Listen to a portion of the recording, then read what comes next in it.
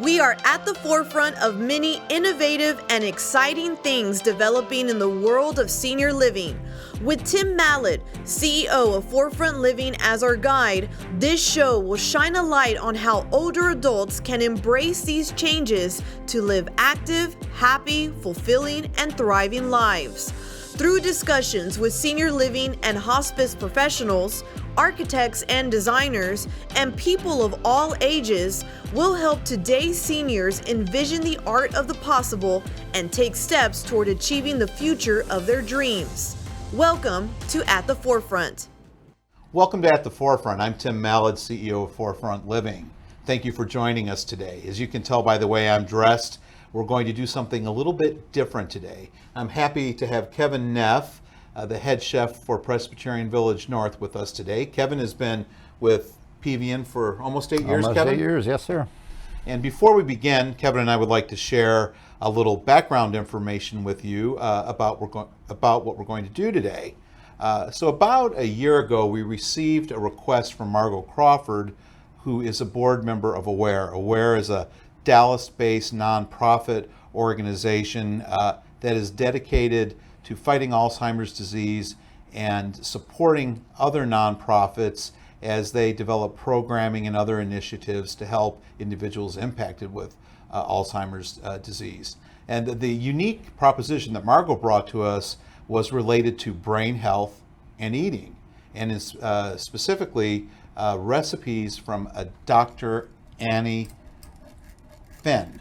So Dr. Annie Finn, and Dr. Annie Finn has developed a cookbook with very specific recipes related to brain health. And Dr. Finn began her journey with nutrition when her mother was diagnosed with Alzheimer's. So the AWARE group actually met on the day of a very big ice storm in Dallas in February of this year, and Kevin was there, and Kevin pulled together just a fantastic menu. So Kevin, can you tell us a little bit about the menu from that day?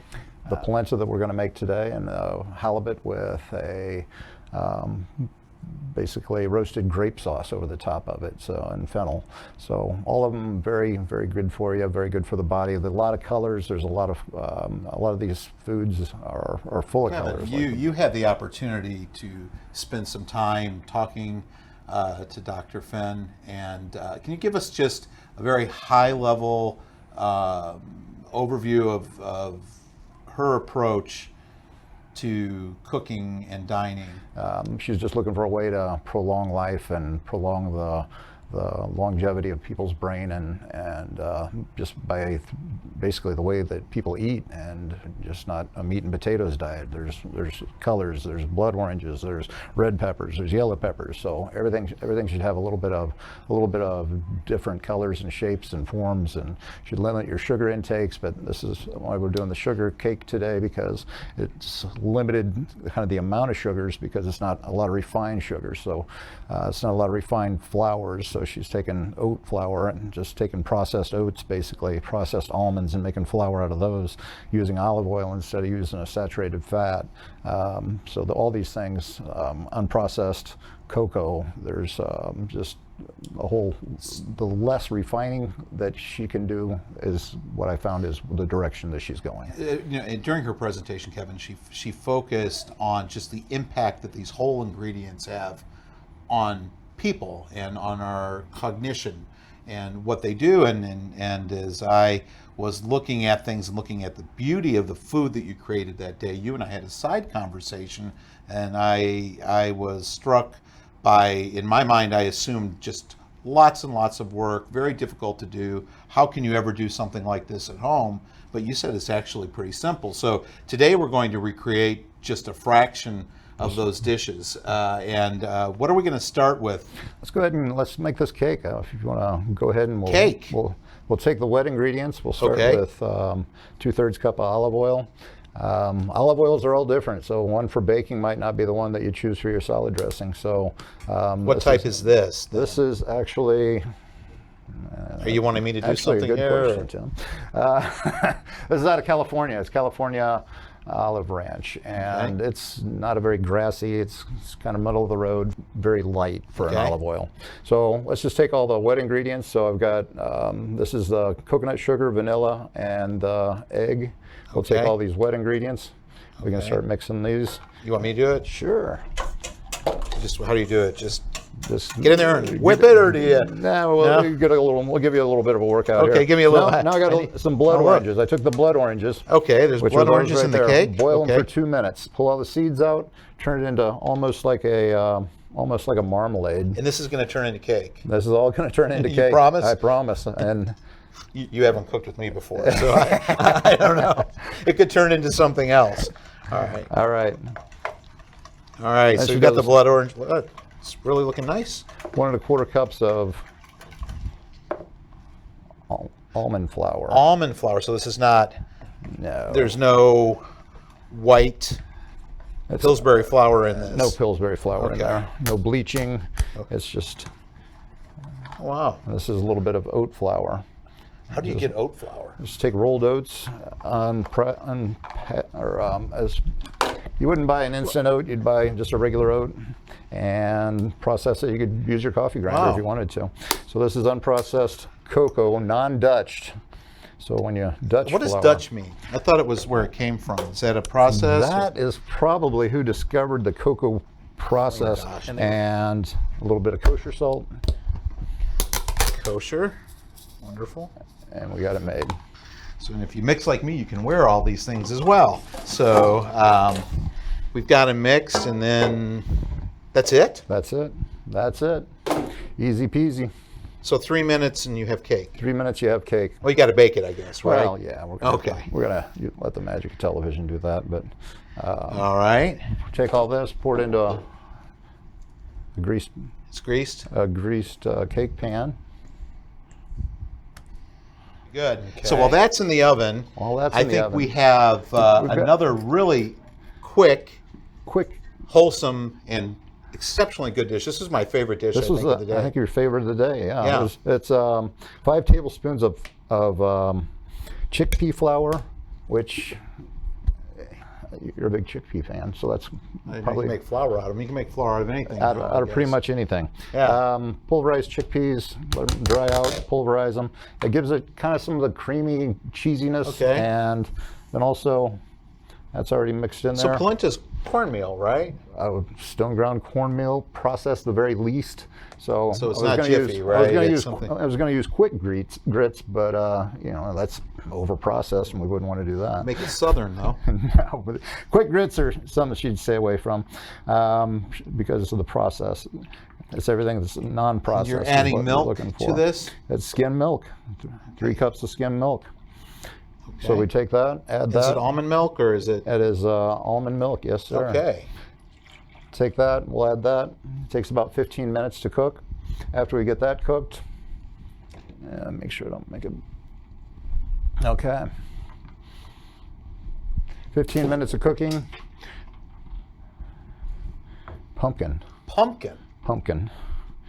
Actually, another fruit. Did you know that?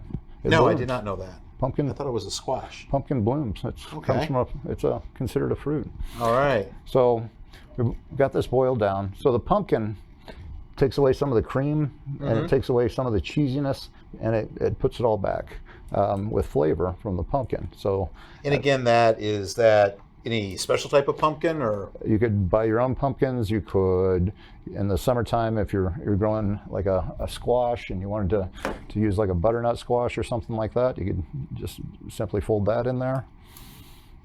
So basically, once we bring that up, it doesn't need any cheese. It doesn't need heavy cream. And in 15 minutes, you have polenta. 15 minutes, you've got polenta. Oh, that's incredible.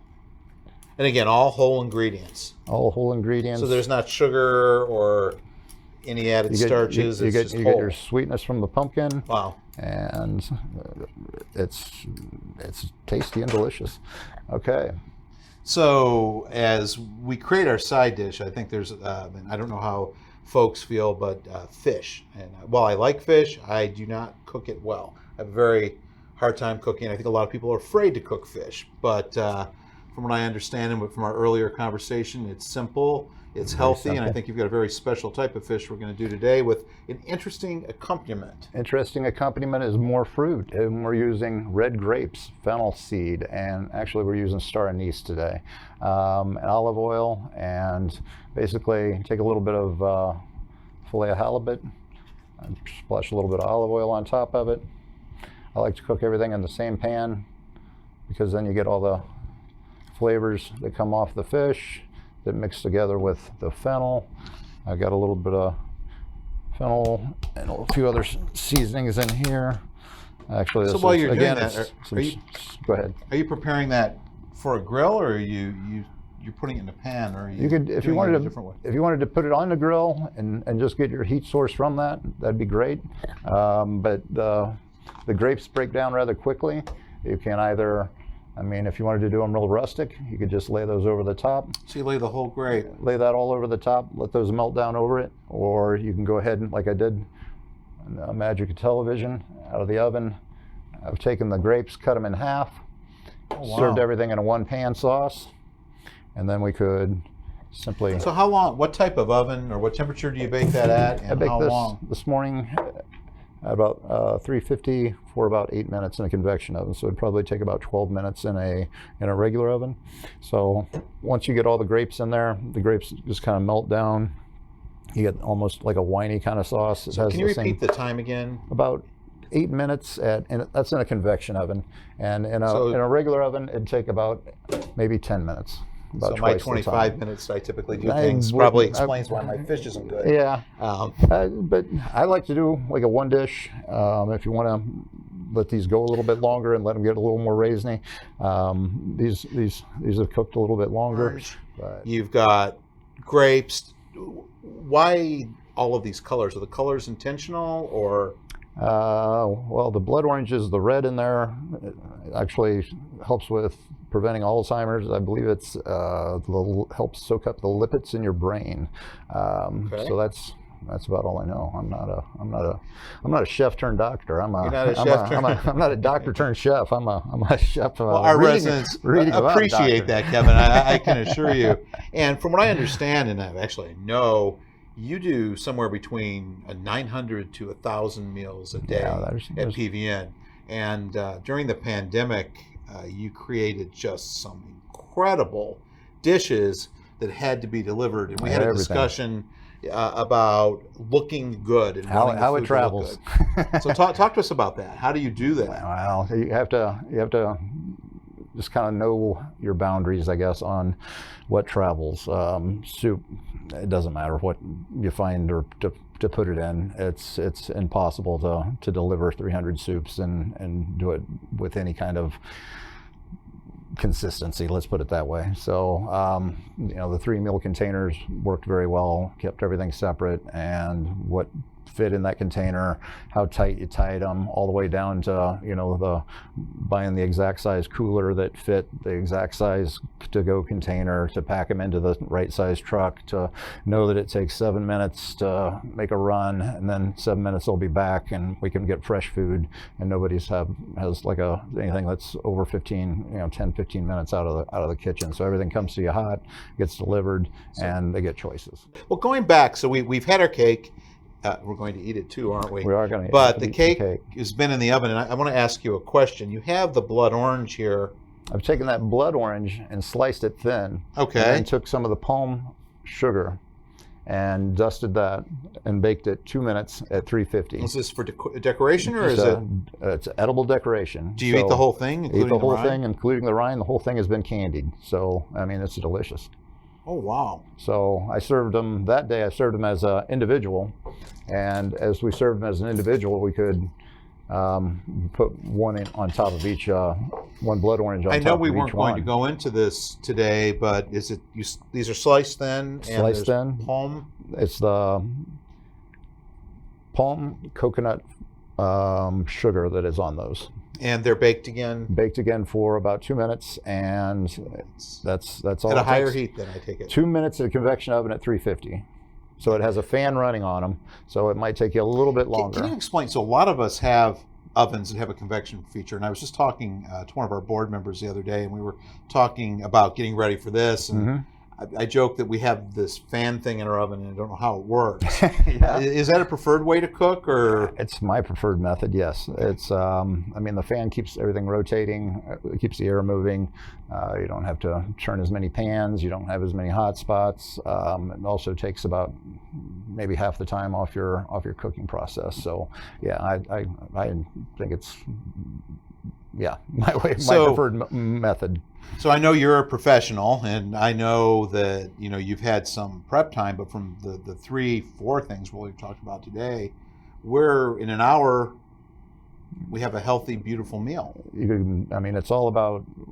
It all starts at the grocery store. It all starts with your eyes. It all starts with looking at different colors. It's making the right decisions as far as portion size of meat, portion size of your vegetable intake. She's big on vegetable intake. She's big on fruit intake. So, and that's a big part of it. You do a lot. We can try out a cake if you'd like. Yeah, I'd like that. We can try a bit of it, and then we can maybe talk just for a couple of minutes, Kevin, as we're coming to this phase of the pandemic where we're gathering together again, and look at that. Oh, Does healthy mean you can have bigger portions? I think it does. Yeah, I like that idea. She does go into portion size and the whole glucose. And oh, nice.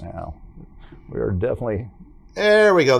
We got the best part. You marketed the goo part, so that's good. The goo is good, and we could plate a halibut if we wanted to. Yeah, I'd love to. Well, while you're doing that, you have an Instagram page, I believe, where you feature some of the dishes that we've talked about. We do a lot. I do a lot of keep eating.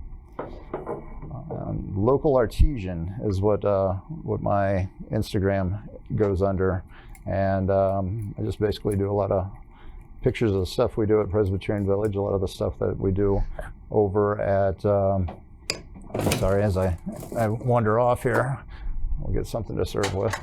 Something down in there. So Kevin, while you're plating this, you have a couple decades and a little bit more of experience in food service, and a majority of it in serving seniors. How have you seen what seniors and people in general want to eat evolve? Well, I think it's kind of, people are looking for more things like this. People are looking for healthier alternatives. This is actually would be about an entree for 2 people, because this would be a 4-ounce serving of fish. This is actually an 8-ounce serving of fish. We are in Texas. And exactly. So, but I mean, it's still got some great colors to it. Absolutely. And the polenta, it eats like a polenta. I like to finish it off. How beautiful. I like to finish it off.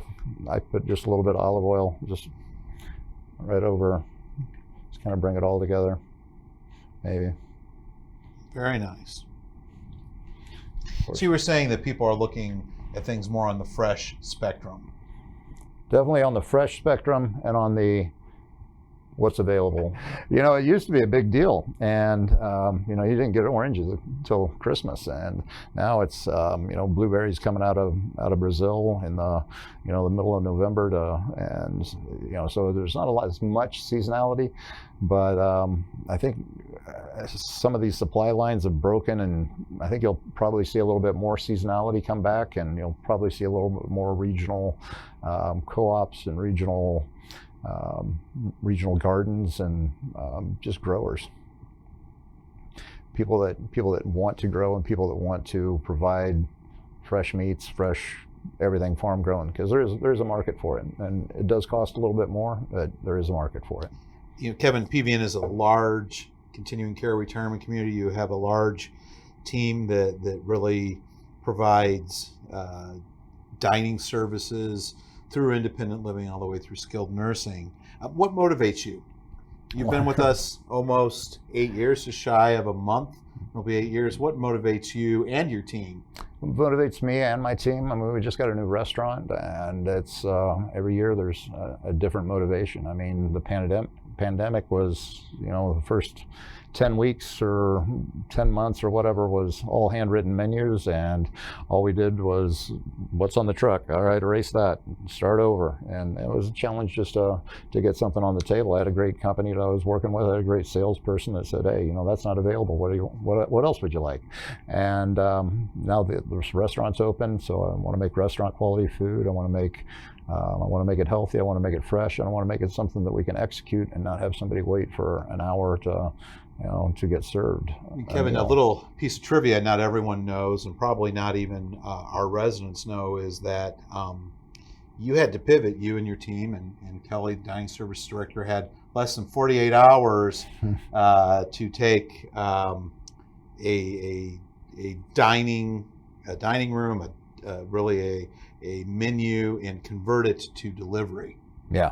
And then you mentioned a restaurant, and so in the background, what was going on was PVN was going through, just at the cusp of the pandemic, a renovation of the dining areas and the cafe and the addition and the kitchen of some really neat things. So the kitchen tell floor, us about the addition. Kitchen floor was a big deal. That was also, well, yeah, if you have cooks like me, I think, and have stuff all on the floor, it's probably. So we closed down one kitchen to redo another kitchen floor. So you have to basically take everything, move it back and forth. So yeah, there was a whole lot of moving parts there.